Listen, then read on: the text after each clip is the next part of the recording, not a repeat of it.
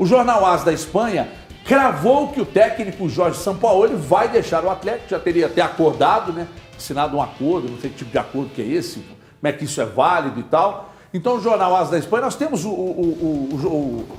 a arte aí, ô Andrezão, do jornal AS da Espanha. Então quando tiver por aí, não tem erro, quando tiver por aí, só taca na tela pra gente falar desse assunto aí, porque se alguém linkava a vinda dele à permanência do Sampaoli, parece que não tem nenhuma relação, menino CJ. Buenas tardes, muchachos. Buenas, boa tarde, Everton, Gomide, Gris, quem está em casa. Não é que não tenha qualquer relação ou só viria se ficasse. Claro que tem a aprovação do treinador. A gente faz esse link, óbvio, que passa por um treinador que é do país do jogador, que conhece. O projeto do Atlético passa e muito pelo Sampaoli. A gente vê as contratações.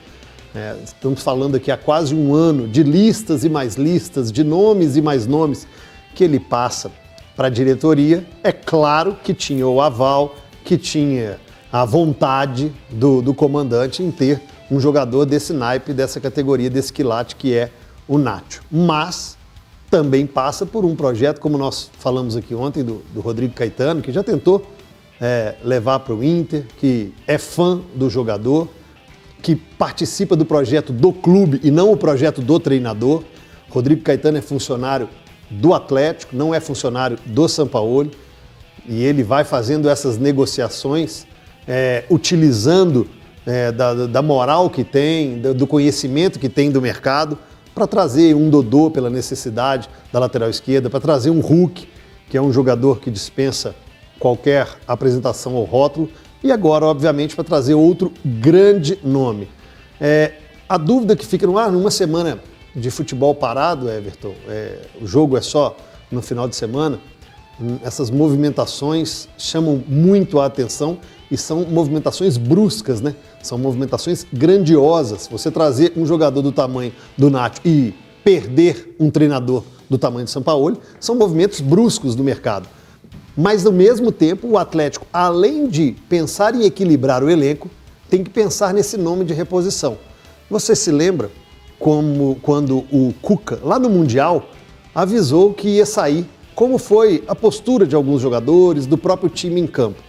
Agora, com o Sampaoli já acertado, como disse aí a imprensa da Argentina, com o time da França, a saída certa já rolando nesses corredores e nos bastidores, como vai ser a postura dos jogadores, dos comandados do Atlético nessas duas últimas partidas? É muito importante que o foco seja mantido. O Atlético está disputando sim um G4, tem premiação por colocação, tem uma Libertadores de fase de grupos, então estou curioso para ver como esses profissionais que lá estão irão corresponder contra Sport e Palmeiras. Ô Grice, primeiro fica à vontade para fazer seu comentário inicial sobre o Big Brother, tá liberado. E segundo, o Luciano Dias lembrou uma coisa no Twitter hoje que é interessante. O Sampaoli tá prestes a sair do clube, porque a imprensa, né, o AS já confirma. Aliás, nós temos a arte aqui, o André vai colocar na tela. Tá aqui, ó. Sampaoli e el Marcelo pactam um contrato hasta 2023. Então é o seguinte, tá aí, né, a imprensa confirma a saída do Sampaoli. Ele não foi nenhuma vez chamado de burro pelo torcedor, ou seja, ele não experimentou estar num estádio lotado para ter o seu nome gritado ou, de repente, porque eu imagino que durante o ano, se tivesse torcedor no estádio, ele também teria sido chamado de burro. Ele não experimentou nenhum lado e nem outro. No Atlético, hoje, mais uma vez, falei com uma pessoa que me disse: Everton, acredite, ninguém no clube, aliás, o Sampaoli e ninguém do staff do Sampaoli, daqui a pouco eu quero ouvir o Gomide sobre isso também, até agora tratou desse assunto aqui no clube. Até agora ninguém falou desse assunto. Podem estar esperando o término do Campeonato Brasileiro para tratar, mas até o momento esse assunto não foi tratado e agora a imprensa, o AS da Espanha, confirmando que o homem está indo embora mesmo. Gris, buenas tardes, muchacho. Boa tarde, Everton. Boa tarde para 98,76% das pessoas que estão nos assistindo. Primeiro, falar para o repórter lá do AS que está precisando de uma aula de geografia, né? Que o Atlético Mineiro não fica no Rio de Janeiro, né? O Brasil é só Exatamente. bando de burro do cara. Mas, o Everton, de fato, o São Paulo não vai ser exceção, né? Muitos jogadores e treinadores vão passar aí por diversos clubes nesse período e não vão ter a experiência de viver com estádios lotados, né? Certamente, se o Atlético tivesse podido ter público nesse ano, o São Paulo teria convivido vários e vários jogos com estádios lotados.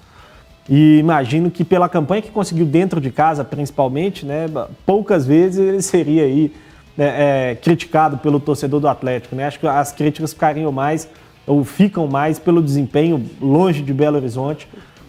Aqui no Mineirão, o aproveitamento do Atlético foi bem positivo. Mas, enfim, Everton, é uma mudança que vai impactar aí no planejamento, no processo do Atlético. Eu já falei aqui ontem que eu venho já há algumas semanas, por conta de todo o imbróglio, mudando um pouco minha opinião a respeito da necessidade ou do melhor caminho para o Atlético ser a permanência do Sampaoli. Eu acho que cada vez vai ficando mais evidente que não é, né? Que nem o Sampaoli está a fim de seguir no projeto e nem o clube já está tão animado mais com o que ele pode fazer.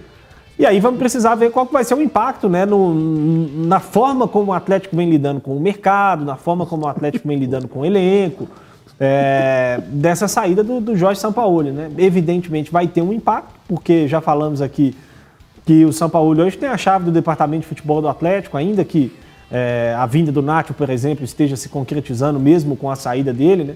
A gente sabe que o Nacho foi um nome que passou pelo crivo dele, a gente sabe que o Sampaoli entrou em contato com o Nacho antes da contratação ser definida. Sabemos também que o Rodrigo Caetano tentou levar o Nacho para o Internacional, o próprio empresário do Nacho, em entrevista a algum veículo agora, não vou dar o crédito porque não me lembro mesmo se foi o Tempo ou se foi o Super Esportes, o empresário do Nacho Fernandes disse que por muito pouco não foi para o Inter, né, o Nacho no ano passado, e que o fato de ser o Rodrigo Caetano mais uma vez o intermediador da negociação foi um facilitador, porque já conhecia, já tinha uma confiança, já sabia o que o jogador queria, já sabia o que o jogador esperava. E aí vamos ver, né, Everton? A gente está até preparando um material para mostrar um pouco mais aí do Nacho, de como ele joga, para tirar um pouco das dúvidas. Não vamos falar de que parece com mais ninguém, porque o pessoal de casa não tem capacidade para entender quando a gente diz que o estilo de jogo é semelhante.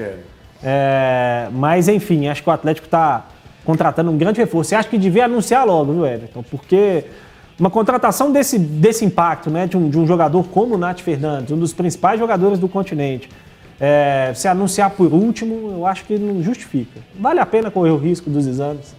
Se der tudo errado, falar o jogador não passou nos exames, está devolvendo para o River Plate. Mas você acha que no fato dele ter passado por uma cirurgia recente, mesmo que seja uma cirurgia muito simples, isso não pesa nessa avaliação? Não, médica? Eu acho que é claro que tem que fazer exame e tudo mais, mas eu, se fosse o clube, já anunciava. Se der tudo errado no exame, falar, gente, não vamos ficar com o jogador porque não passou no exame.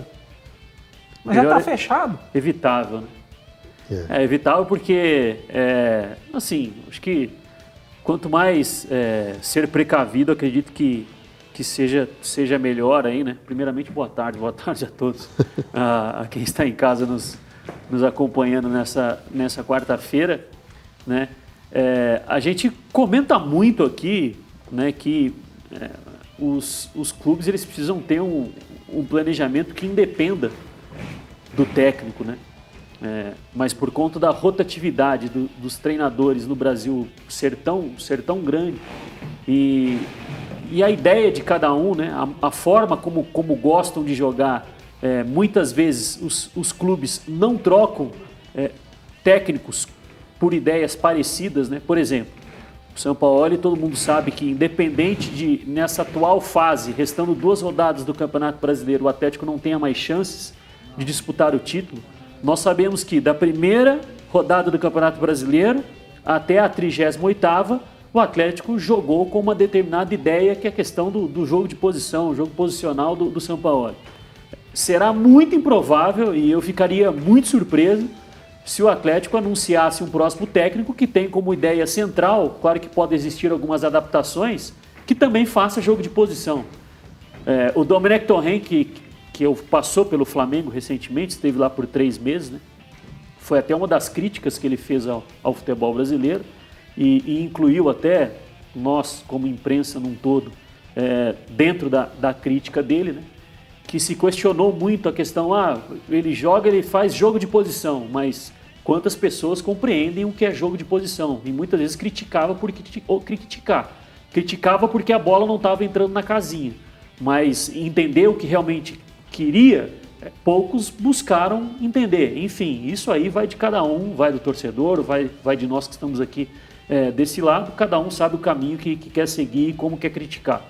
Mas quem faz jogo de posição? O Domenech Torrente faz jogo de posição, o Miguel Ramírez faz jogo posicional, o BKSS se voltou agora para o Defensa e Justiça, faz jogo posicional, entre outros aí, Kik Sentien faz jogo posicional, tem outros tantos. Mas eu acredito ser muito improvável que o Atlético vá buscar um técnico que continue com os princípios pressupostos do jogo de posição.